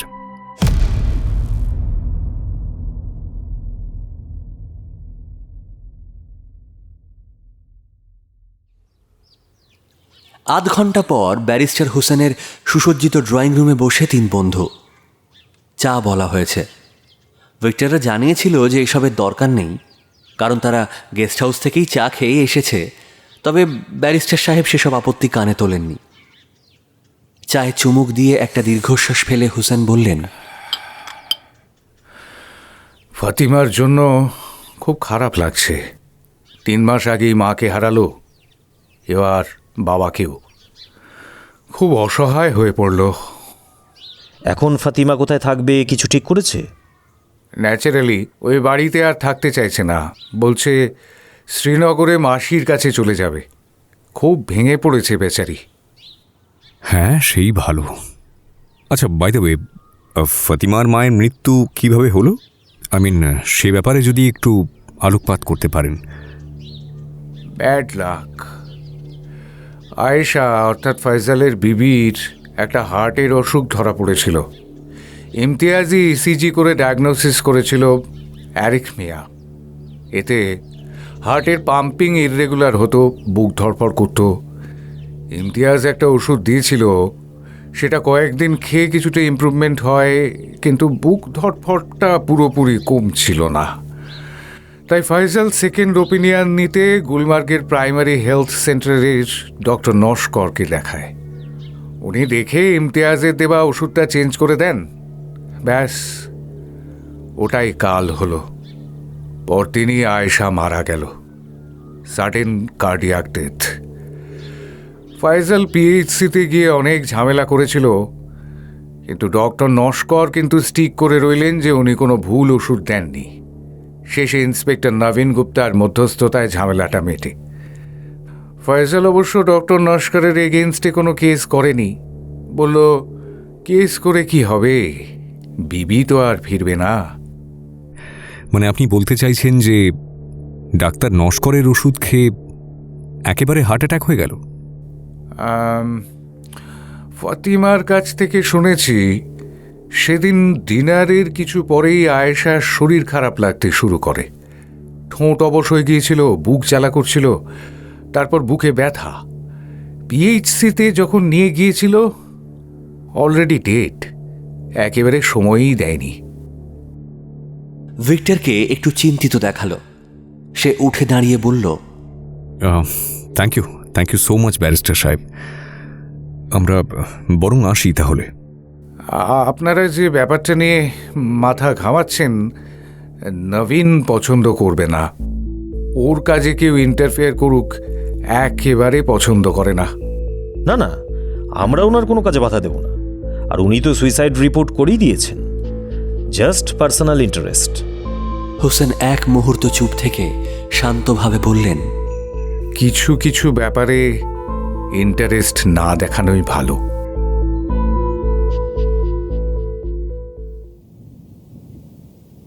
ব্যারিস্টার হোসেনের বাড়ি থেকে বেরিয়ে ভিক্টর সিদ্ধান্ত নিল যে আগে গুলমার্গ পিএইচসিতে যাবে। যেতে মিনিট 10 সময় লাগলো। পিএইচসিতে সেরকম ভিড় ছিল না। ডক্টর গোবিন্দ নস্কর 3 জন বাঙালিকে দেখে বেশ খুশিই হলেন। বললেন, ছোটবেলা আর 5টা বাঙালির মতোই কাশ্মীরে বেড়াতে যাওয়ার স্বপ্ন দেখতাম। এখন এখানে চাকরি করতে করতে মনে হয় কলকাতা ফিরতে পারলেই বাঁচি। আপনাদের সঙ্গে আলাপ করে খুব ভালো লাগলো। তা বলুন, কি সাহায্য করতে পারি? ভিক্টর আয়েশা মৃত্যু প্রসঙ্গ অবতারণা করায় বেশ বিরক্তভাবেই তিনি বললেন, আর বলবেন না মশাই, ভদ্রমহিলার অ্যারিথমিয়া ধরা পড়েছিল, যাতে হার্ট রেট ইরেগুলার হয়ে যায়। উনি যে ওষুধটা খাচ্ছিলেন সেটা পাল্টে একটা বেটার ওষুধ দিয়েছিলাম। তাতে তো ইমপ্রুভমেন্টই হওয়ার কথা, কিন্তু আনফর্চুনেটলি পরের দিনই ওনার কার্ডিয়াক অ্যারেস্ট হয়ে যায়। এবার সেটা কখনোই আমার দেওয়া ওষুধ থেকে হতে পারে না, কিন্তু সে কথা এদের বোঝাবে কে? লোকাল থানার ইন্সপেক্টর খুব হেল্প করেছিলেন, না হলে মারটার খেয়ে যেতাম হয়তো। আর একটু ডিটেলে জানতে পারি কি? যতদূর জানি ডক্টর ইমতিয়াজ ওনাকে দেখে কোনো একটা ওষুধ দিয়েছিলেন। প্লিজ টেল মি, সেটা আসলে কি ছিল? ও, অনেক কিছুই জানেন দেখছি। ইমতিয়াজ দিয়েছিল ডিগক্সিন। সেটা ভুল ওষুধ নয়, কিন্তু রিলেটিভলি ব্যাকডেটেড অ্যান্ড আনসেফ। আধুনিক গাইডলাইন অনুযায়ী অ্যারিথমিয়ার ট্রিটমেন্টে কখনোই এটা ফার্স্ট লাইন মেডিসিন নয়। আমার নিজেরই ডিগক্সিন নিয়ে খুব খারাপ অভিজ্ঞতা আছে। একটা পেশেন্টের মারাত্মক সাইড এফেক্ট হয়েছিল। ইমতিয়াজকে তো বলেছিলাম ঘটনাটা, তারপর থেকে কখনোই এই ওষুধটা দিই না। অনেক সেফার অল্টারনেটিভ আছে। তাই ইমতিয়াজ এই মেডিসিন প্রেসক্রাইব করেছে দেখে খুবই অবাক হয়ে গিয়েছিলাম। ওকে ফোনও করেছিলাম, তাতেও বলল যে আগের কয়েকটা পেশেন্টকে দিয়ে নাকি খুব ভালো রেজাল্ট পেয়েছে, তাই এই ওষুধটা দিয়েছে। আর তারপর বলল, পেশেন্ট যেহেতু আমার কাছে এসেছে, আমি চাইলে চেঞ্জ করে দিতেই পারি, তার কোনো আপত্তি নেই। আপনি চেঞ্জ করে কি মেডিসিন দিলেন? মেটোপ্রোলল, ডিগক্সিনের থেকে অনেক সেফ আর এফেক্টিভ ওষুধ। ওনার আদৌ অ্যারিথমিয়া আছে কিনা সেটা কনফার্ম করেছিলেন? অবশ্যই, ইসিজি করে দেখে নিয়েছি। Tell me one thing doctor, digoxin হঠাৎ করে বন্ধ করে দেওয়ার জন্য কি মৃত্যুটা হতে পারে, অথবা late side effect? I just want to know. No, কখনোই না। ডিগক্সিন বন্ধ করে দিলেও তার এফেক্ট শরীর থেকে যেতে কয়েকদিন সময় লাগে। উইথড্রয়াল হয়ে 24 ঘন্টার মধ্যে মৃত্যু কখনোই সম্ভব নয়। তাছাড়া আমি বিকল্প একটা ওষুধ দিয়েই তো বন্ধ করেছি। আর ডিগক্সিনের লেট সাইড এফেক্টেও মারা যাননি, কারণ ইমতিয়াজ খুব কম ডোজে ওষুধটা দিয়েছিলেন, হয়তো সেফটির কথা ভেবেই। ইনফ্যাক্ট সেই জন্যই ঠিকমতো সিমটম কন্ট্রোল হচ্ছিল না। তাহলে মৃত্যুর কারণ এক্স্যাক্টলি কি বলে আপনার মনে হয়? দেখুন, হার্টের পেশেন্টের যে কোনো সময়ই সাডেন কার্ডিয়াক ডেথ হতে পারে। অ্যারিথমিয়া পেশেন্টের সাধারণত ভেন্ট্রিকুলার ট্যাকিকার্ডিয়া হয়ে মৃত্যু হয়, কিন্তু তার জন্য তো আর ডাক্তার দায়ী না। আচ্ছা, এরকম মৃত্যুর আগে কি ঠোঁট অবশ হয়ে যাওয়া বা বুক জ্বালা করা এসব হতে পারে? Very unlikely. তবে ম্যাসিভ হার্ট অ্যাটাক হলে পেশেন্টের অনেক রকমই উদ্ভট লক্ষণ দেখা দিতে পারে। Just one last thing, doctor Imtiaz সম্পর্কে আপনার ধারণা কি? মাফ করবেন, আমি এখানকার লোক নই, চাকরির দায়ে এখানে পড়ে আছি। লোকাল লোকেদের সম্পর্কে কমেন্ট করে ঝামেলায় পড়তে চাই না। আরে না না, জাস্ট জানতে চাইছি ওনার পসার কীরকম। আর তাছাড়াও আমার বন্ধু পুলিশ ডিপার্টমেন্টেই চাকরি করে। আমরা আপনাকে কোনো বিপদে ফেলবো না, ইউ ক্যান ডেফিনেটলি ট্রাস্ট আস। আপনাকে তো বললামই, জাস্ট জানতে চাইছি, দ্যাটস ইট। এক মুহূর্তের জন্য চোখ কপালে তুলে গোবিন্দ বললেন, যতদূর জানি রিসেন্টলি খুব পসার বেড়েছে, মার্সিডিজ চড়ে আজকাল। লোকাল পেশেন্টরা কি ওনাকেই বেশি প্রেফার করে? না না, বেশিরভাগই তো গরিব বা মধ্যবিত্ত। প্রাইমারি হেলথ সেন্টারেই আসে ম্যাক্সিমাম। তাহলে গুলমার্গে বসে মার্সিডিজ কেনার মতো পয়সা কি করে জমানো সম্ভব? আপনারা পুলিশের লোক বলে বলছি, কিছু হাই প্রোফাইল পেশেন্ট দেখে শুনেছি। লস্করে তৈবার একজন হোমড়া চোমড়া নেতাকে নাকি বেশ কয়েকবার রাতে ওর বাড়িতে ঢুকতে দেখা গেছে। তবে এই নিয়ে কোথাও কানাঘুষো করবেন না, বিপদে পড়বেন। আর বুঝতেই পারছেন, আমারও বিপদ হতে পারে। সো প্লিজ দয়া করে কাউকে বলবেন না যে আমি কিছু বলেছি। একদম ভাববেন না, you can rely on us. Anyway, thank you doctor. আপাতত আর কিছু জানার নেই। আলাপ করে বেশ ভালো লাগলো। Thank you once again. চলি।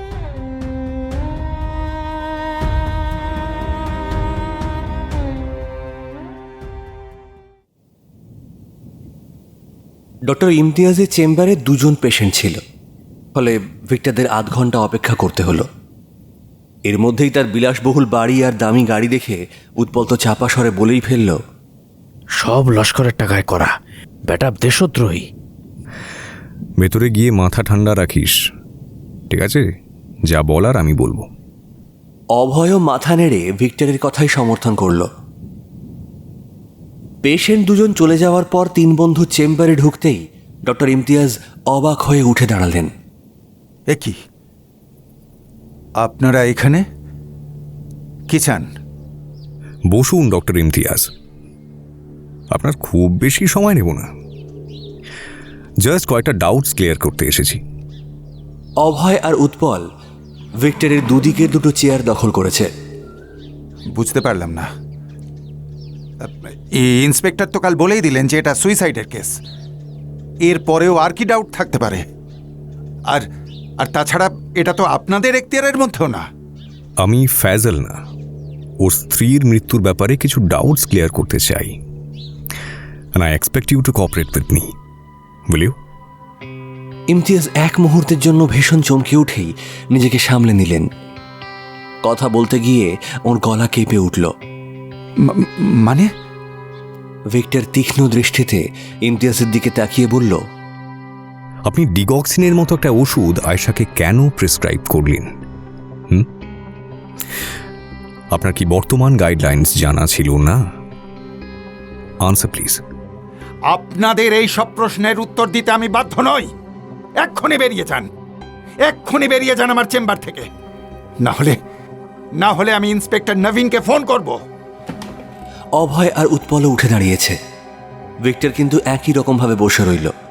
শান্তভাবে বলল, দ্বিতীয় ডাউট, দিলেনই যখন, তখন ওষুধটা কম ডোজে কেন দিলেন?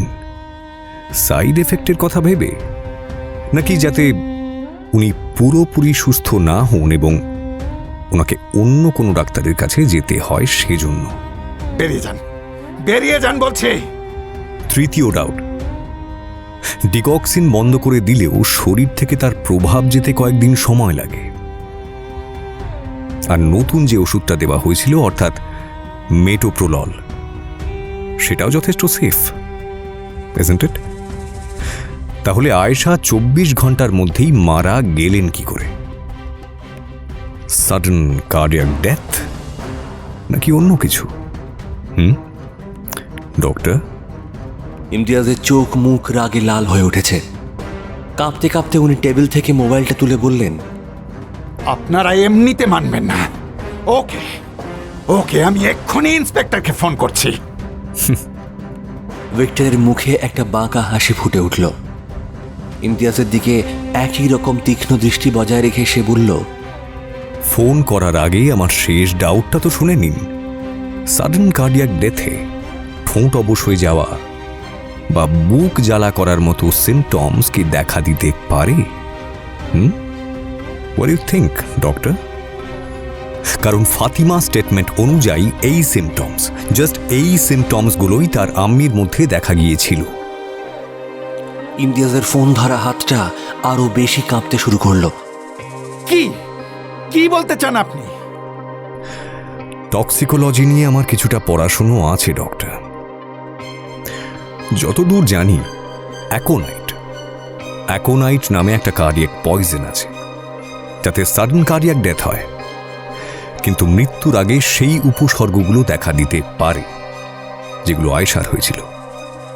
অভয় আর উৎপল একসঙ্গে বলে উঠল, মাই গড! পাগলের প্রলাপ বকছেন আপনি। কি প্রমাণ আছে আপনার কাছে? কি প্রমাণ আছে? আগে আমি বলি পুরো ঘটনাটা।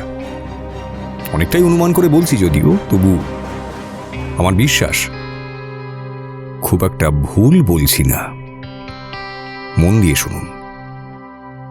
ফ্যাজলের কোনো একটা অজ্ঞাত কারণে তার স্ত্রীকে সরানোর প্রয়োজন হয়ে পড়েছিল। কোইন্সিডেন্টালি সেই সময় আয়েশার অ্যারিথমিয়া রোগ ধরা পড়ে। আপনি আপনার বন্ধুকে কেন সাহায্য করলেন সেটা পরের কথা। মোদ্দা কথা হচ্ছে আপনি ইচ্ছে করেই আয়েশাকে এমন একটা ওষুধ দিলেন যেটা এখন আর ওই রোগের প্রথমেই ব্যবহার করা হয় না। ডোজটা কম রাখলেন, ব্যাস আর কি। তাহলে ফয়জল আয়েশাকে পিএইচসিতে নিয়ে যাওয়ার অজুহাত পেয়ে গেল।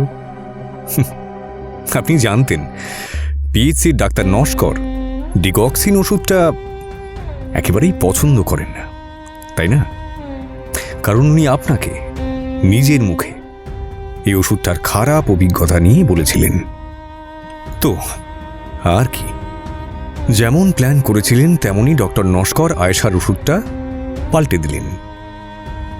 এবার পরদিনই সুযোগ বুঝে আয়েশাকে অ্যাকোনাইট জাতীয় কার্ডিয়াক পয়জন দেওয়া হলো। তারপর সে মারা গেলে অ্যাজ ইউজুয়াল পিএইচসিতে গিয়ে ফয়জল ঝামেলা করল।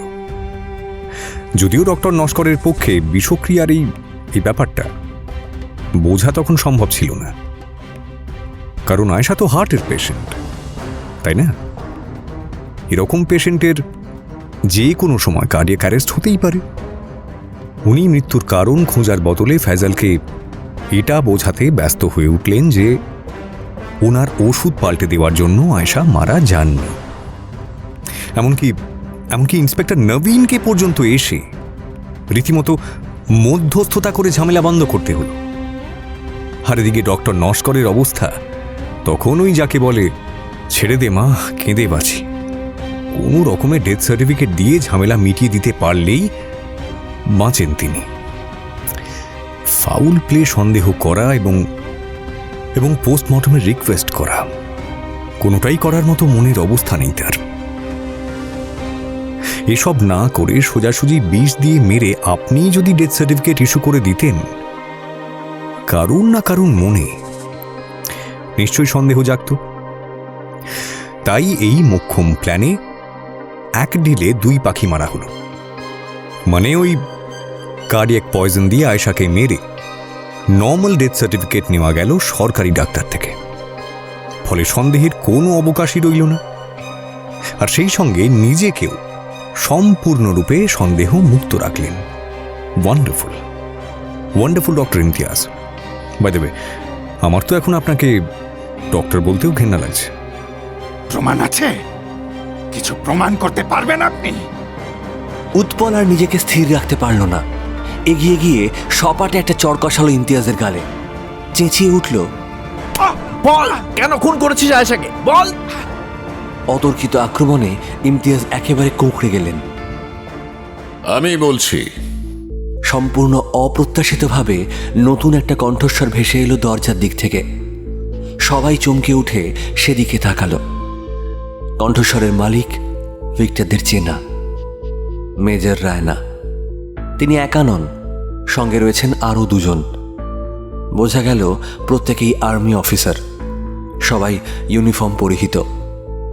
রায়না সোজাসুজি ইমতিয়াজের দিকে এগিয়ে গিয়ে বললেন, Imtiaz, you were under arrest for murder and treason. ইমতিয়াজের চোখ আতঙ্কে প্রসারিত হলো। তার হাত থেকে মোবাইলটি পড়ে গেল, ঘামে ভিজে গেছে কপাল। সে কিছু বলতে গিয়েও থেমে গেল, যেন সমস্ত শক্তি নিঃশেষ হয়ে গেছে। ব্যাপারটা এতটাই অপ্রত্যাশিত যে ভিক্টর, অভয় আর উৎপল হতবাক হয়ে চেয়ে রইল।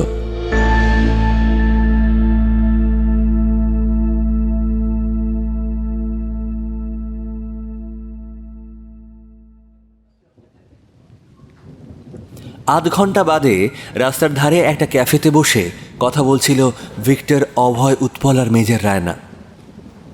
রোদ ওঠায় এখন ঠান্ডাটা একটু কম লাগছে। কফি শপটা স্ট্র্যাটেজিক লোকেশনে হওয়ায় এখানে বসে কফি খেতে খেতে গুলমার্গের প্রাকৃতিক দৃশ্য ভালোই উপভোগ করা যায়। দেখুন, আমাদের কাছে ইমতিয়াজের ব্যাপারে আগে থেকে ইনফরমেশন ছিল, কিন্তু সলিড কোনো প্রমাণ পাচ্ছিলাম না। রিসেন্টলি পেয়েছি। লস্কর লিটারের সঙ্গে ওর ছবি শুট করেছে আমাদের গুপ্তচর। তবে আপনারাও যে অন্য সূত্র ধরে ইমতিয়াজের কাছে পৌঁছে যাবেন সেটা ভাবতে পারিনি। ইন্ডিয়ান আর্মির ব্যাপার বলে আপনাদের এই ব্যাপারটা থেকে কাল রাতে দূরে থাকতে বলেছিলাম। পুরো ব্যাপারটা ঠিক ক্লিয়ার হলো না। ইমতিয়াজ না হয় লস্করের সঙ্গে যুক্ত, কিন্তু ফয়জাল এখানে কি করে পিকচারে এলো? এই মিলিটেন্ট গ্রুপগুলো কিভাবে কাজ করে জানেনি তো, সব সময় নতুন মেম্বার রিক্রুট করার চেষ্টা করে। ইমতিয়াজ বেশ কিছুদিন ধরেই লস্করের সঙ্গে যুক্ত। রিসেন্টলি ও ফয়জালকেও দলে টেনেছিল। ইমতিয়াজের এগেনস্টে প্রুফ পেলেও ফয়জালের লস্করে যুক্ত থাকার কোনো প্রমাণ আমরা কিছুতেই পাচ্ছিলাম না। তাই জন্যেই ইমতিয়াজকেও আমরা এতদিন গ্রেপ্তার করিনি, দুটোকে একসঙ্গে ছিপে গেঁথে তুলতে চাইছিলাম। বার্থডের অছিলায় কাল ব্যারিস্টার সাহেবকে সঙ্গে নিয়ে নিজেকে সেলফ ইনভাইট করেছিলাম ওর বাড়িতে। হুসেন সাহেব অবশ্য এত কিছু জানতেন না, ওনাকে জাস্ট একটু আভাস দিয়েছিলাম। শেষ পর্যন্ত কাল এভিডেন্সিয়াল প্রুফ পেলেন ফয়জালের বিরুদ্ধে? অবশ্যই, ফয়জালের ঘরেই তো পেলাম। আফসোস হচ্ছে ওর হাতে হাত কড়াটা পড়াতে পারলাম না। আসলে ফয়জাল খুব সম্ভবত বুঝতে পেরে গিয়েছিল যে ও ধরা পড়ে যাবে। প্রমাণটা যে ওর ঘর থেকে সরানো হয়েছে সেটা ও টের পেয়ে গিয়েছিল, আর সেই ভয় থেকেই সুইসাইড। ও আচ্ছা, সুইসাইডই তাহলে? তা নয় তো কি। এদিক থেকে ইন্সপেক্টর নবীনের ইন্টারপ্রিটেশন একদম ঠিক, কিন্তু ও এর বেশি কিছু জানে না।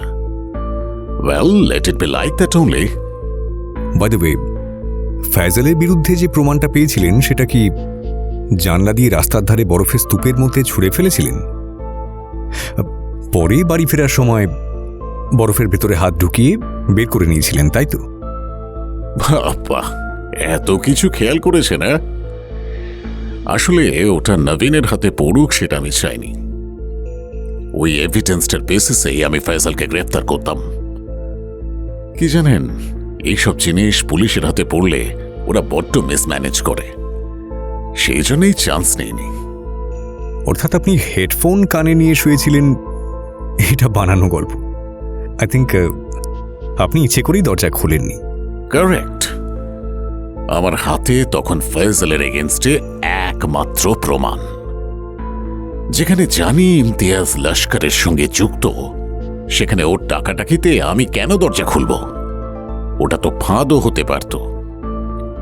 অবশ্য হুসেন সাহেবও ছিলেন, কিন্তু আমি কোনো চান্স নেইনি। নিজের পিস্তলটা হাতে নিয়ে ঘরের মধ্যে ওয়েট করছিলাম। তারপর হঠাৎ দেখলাম টাকাটাকি থেমে গেল, আর তার কিছুক্ষণ পরেই গুলির শব্দ। গুলির শব্দটা শুনেই বুঝতে পেরেছিলাম যে বাড়িতে পুলিশ আসবে। পুলিশ তল্লাশি করলে প্রমাণটা যদি তাদের হাতে চলে যায়, এই ভেবেই জানলাটা খুলে এভিডেন্সটা বাইরে ফেলে দিয়েছিলাম। ও, সেই জন্যই আপনার ঘরটা ঠান্ডা ছিল। ওটা আপনি কাল রাতে খুব ভালো নোটিস করেছিলেন। না, আপনি বেশ এফিশিয়েন্ট পুলিশ অফিসার সেটা বোঝা যাচ্ছে। আসলে কি জানেন, ওই তাড়াহুড়ো করতে গিয়ে না জানলাটা ঠিকমতো বন্ধ হয়নি, সামান্য একটুখানি ফাঁক থেকে গিয়েছিল। তবে এবার এভিডেন্সটা কি সেটা কিন্তু জানতে চাইবেন না। আর একটা শেষ প্রশ্ন, ইফ ইউ ডোন্ট মাইন্ড। আচ্ছা, ফয়জালের বিবির খুনের ব্যাপারটা আপনারা কি করে জানলেন? ইমতিয়াজকে যে মার্ডার চার্জ দিলেন সেটা তো নিশ্চয়ই আয়েশা খুনের জন্য। আমার কাছে তো এভিডেন্স ছিল না। It was just a guess work. খবরটা আমরা পেয়েছি একটা রিলায়েবল সোর্স থেকে। এইরকম সোর্স আমাদের অনেক থাকে। দেখুন, আপনি সেলিব্রিটি ডিটেকটিভ হতে পারেন, কিন্তু তাই বলে আর্মি ইন্টেলিজেন্সকে তুচ্ছ মনে করবেন না।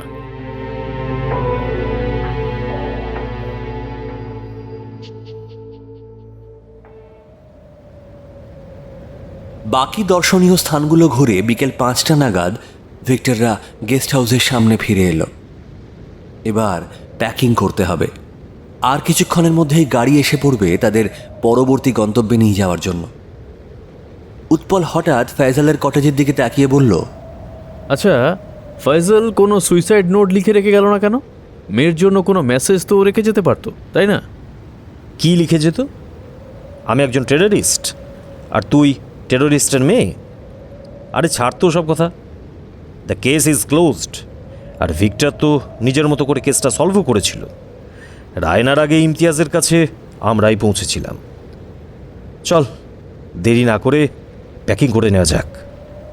তোরা প্যাকিং শুরু কর, আমি একটু ড্রাই ফ্রুটস কিনে আনি, বেশিক্ষণ লাগবে না। অভয় আর উৎপল গেস্ট হাউসে ঢুকে গেলে ভিক্টর ধীর পায়ে ফয়জালের বাড়ির সামনে এসে দাঁড়ালো। বন্ধ দোকান ঘরের পাশে দোতলায় যাওয়ার দরজার কলিং বেলটায় চাপ দিল। একবার, দুবার, তিনবার। দরজা খুলে গেল। দরজায় দাঁড়িয়ে ফাতিমা, কালকের মতোই কাশ্মীরি পোশাকে, তবে অন্য রঙের। ভিক্টরকে দেখে সে ভীষণ অবাক হল। आप क्या चाहिए? আমার কটা কথা ছিল আপনার সঙ্গে। আপনার ড্রয়িং রুমে বসা যাবে? ঘরে তো আর কেউ নেই। I know that. I'll not be taking much time. Just কয়েকটা কথা বলবো। You can trust me. আপনার কোনো বিপদ হবে না। ইনফ্যাক্ট আমি আমার বন্ধুদের ইচ্ছে করেই আনিনি। May I? আচ্ছা, বেশ, আসুন। দোতলায় ড্রয়িং রুমে গিয়ে ফাতিমা জিজ্ঞেস করল, বলুন, কি বলতে চান? প্রথমে একটা প্রশ্ন করতে পারি? করুন। আব্বুকে কেন খুন করলেন? কি বলছেন আপনি? আমি যা বলছি ঠিকই বলছি। দেখুন, অস্বীকার করে লাভ নেই, আমি জানি কাল রাতে কি হয়েছিল। হোসেন সাহেব যখন শব্দ শুনতে পান, আপনি ঘরে ঢুকেছিলেন। আপনার আব্বু তখন বেঘরে ঘুমোচ্ছিলেন। গুলিটা আপনি তখনই করেন, তাও আবার পিস্টলে সাইলেন্সার লাগিয়ে। সাইলেন্সার লাগালেও পিস্টলের শব্দ নিস্তব্ধ রাতে শোনা যেতেই পারে, কিন্তু শব্দটা জোরালো হলেও অন্য রকম শোনাবে। কাজেই গুলি করার সময় শব্দটা শুনেই আপনার মনে হয়েছিল যে এটাকে একটা ভারী বই মেঝেতে ছুঁড়ে মারার মতো শব্দ হিসেবে চালানো যেতে পারে। তাই চালাকি করে জবানবন্দির সময় বললেন যে যে যে একটা বই ছোঁড়ার শব্দ শুনতে পেয়েছেন। এর ফলে কেউ সাপ্রেসড গান শটটা শুনতে পেলেও আপনাকে সন্দেহ করত না।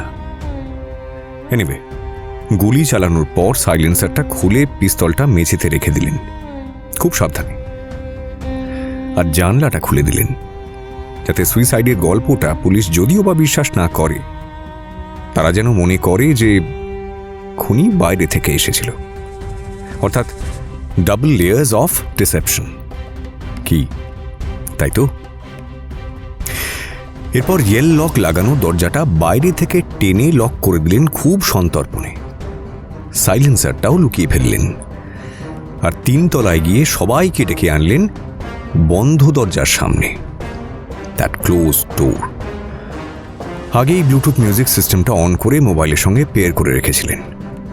তাতেই সেলফোন থেকে ঘরের মধ্যে গুলির শব্দটা বাজান আপনার আম্মির ওই হাই কোয়ালিটি ব্লুটুথ মিউজিক সিস্টেমে।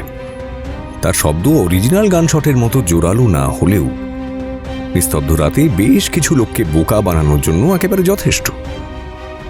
বিশেষ করে যদি কিছুক্ষণ পরেই দরজা ভেঙে পিস্টল সমেত একটা মৃতদেহ পাওয়া যায়।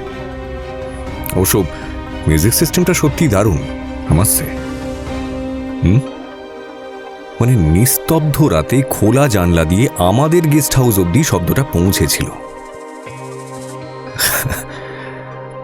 আর সেই শব্দ শুনে অভিজ্ঞ ইন্সপেক্টর অভয় গুলির আওয়াজই ভেবেছিল। Can't imagine what a full proof plan it was.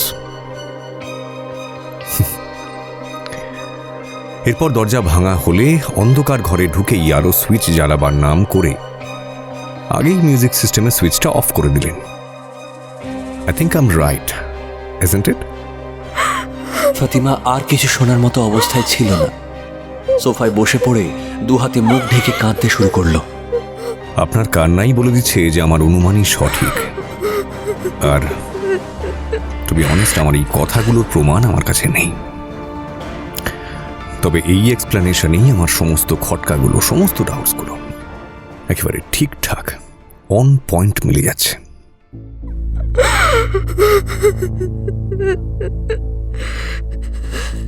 Miss Fatima, miss Fatima, miss Fatima, আপনি এবারে কান্না থামান, for gods sec, please. Fatima মুখের থেকে হাত সরালো। তার দু চোখ বেয়ে তখনও জলের ধারা গড়িয়ে পড়ছে। আচ্ছা, সাইলেন্সারটা কি আপনি 3 তলার স্টোর রুমে লুকিয়েছিলেন? আই মিন, মেজর রায়না যে ঘরটায় ছিলেন তার ঠিক অপোজিটের ঘরটায়? ফাতিমা মুখে কিছু না বলে মাথা নেড়ে সম্মতি জানালো। আই নিউ দ্যাট, জানতাম। এবার মেজর রায়নার আচরণের ঠিকঠাক ব্যাখ্যা পাওয়া যাচ্ছে। টু মাই এক্সপিরিয়েন্স, উনি সাপ্রেসড গান শটটা শুনেছিলেন। After all, he is an army. ওনার অভিজ্ঞ কান সেটাকে বই ছোড়ার শব্দ বলে ভুল করেনি। যখন আপনি সাইলেন্সারটা লুকোতে স্টোর রুমটা খোলেন, major Raina to my idea দরজার ফাঁক দিয়ে সব কিছু দেখতে পান। তিনি জানতেন ঘর সার্চ হলে আপনি ধরা পড়বেন। তাই ওনাকে যখন ডাকা হলো, উনি ইচ্ছে করেই দরজা খুললেন না। অ্যান্ড দেন সবাই নিচে চলে গেলে স্টোর রুম থেকে সাইলেন্সারটা বের করে নিজের ঘরের জানলা খুলে রাস্তার ধারের বরফের স্তূপের মধ্যে সেটা ফেলে দেন। পরে বাড়ি যাওয়ার পথে কালেক্ট করে নিয়ে যান। উনি মিউজিক সিস্টেমে বাজানো বন্দুকের গুলির শব্দটাও নিশ্চয়ই নকল বলে রেকগনাইজ করতে পেরেছিলেন। And I am sure about that. সব কিছু জেনেও উনি আপনাকে প্রোটেক্ট করেন। কিন্তু পুলিশ যদি সবার হাতেই গানশট রেসিডিউয়ের জন্য চেক করত, তাহলে তো আপনি ধরা পড়তেন।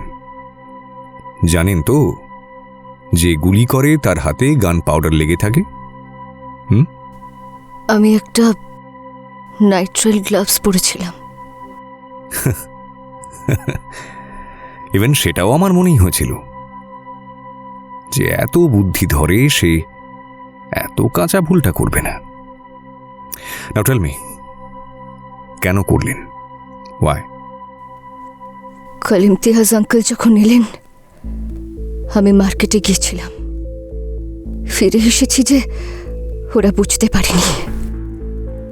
ওরা দুজন ডিসকাস করছিল। তার থেকেই আমি জানতে পারি আব্বুল লস্করে তয়বা জয়েন করেছে। আমি সব জেনে গিয়েছিল। ইন্ডিয়ান আর্মিকে জানিয়ে দেবে বলে আব্বুকে থ্রেট করেছিল। জানায়নি কারণ ভেবেছিল আব্বুকে সঠিক পথে ফিরিয়ে আনতে পারবে। কিন্তু ইমতিয়াজ আঙ্কেল অলরেডি আব্বুর ব্রেন ওয়াশ করে দিয়েছিল। ওরা দুজনে মিলে বিষ দিয়ে আমিকে মেরে ফেলেছিল।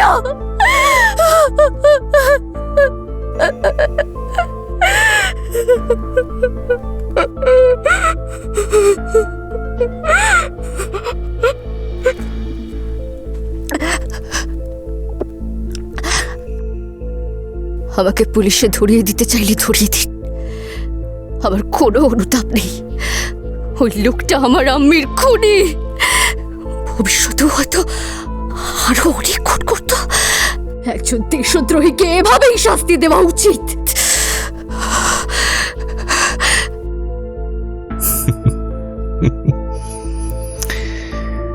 আপনাকে পুলিশে ধরিয়ে দেওয়ার হলে আমি এখানে একা আসতাম না। আমি শুধু সত্যিটা কনফার্ম করতে চাইছিলাম, দ্যাটস ইট। আমার আর একটা শেষ প্রশ্ন আছে। আপনার আব্বু আর ইমতিয়াজ আঙ্কেল মিলেই যে আম্মিকে খুন করেছে, সেই খবরটা মেজর রায়নাকে কি আপনি দিয়েছিলেন? হ্যাঁ, কাল ডিনারের পরেই এক সুযোগে ওনাকে আলাদা পেয়ে বলেছিলাম। অ্যান্ড উনি শুনিয়ে কি বলেছিলেন? বললেন যে প্রমাণ করা কঠিন হবে, তবে উনি চেষ্টা করবেন। স্যার, আপনি সব জেনেও আমাকে ছেড়ে দিচ্ছেন? হ্যাঁ, ছেড়ে দিচ্ছি।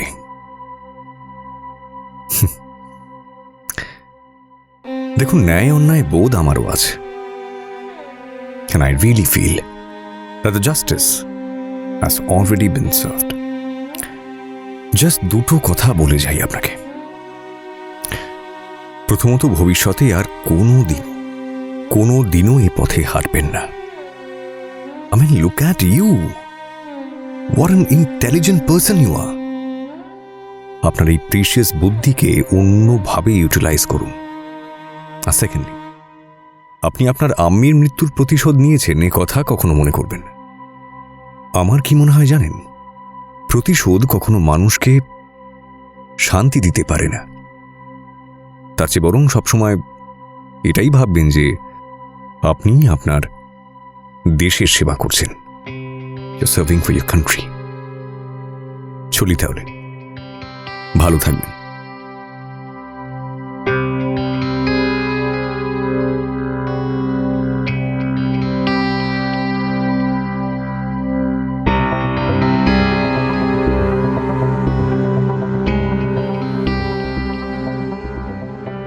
আজ কাহনে শুনলেন অদৃশ্য পদচিহ্ন, রচনা ডক্টর অমৃতেন্দু মুখার্জি।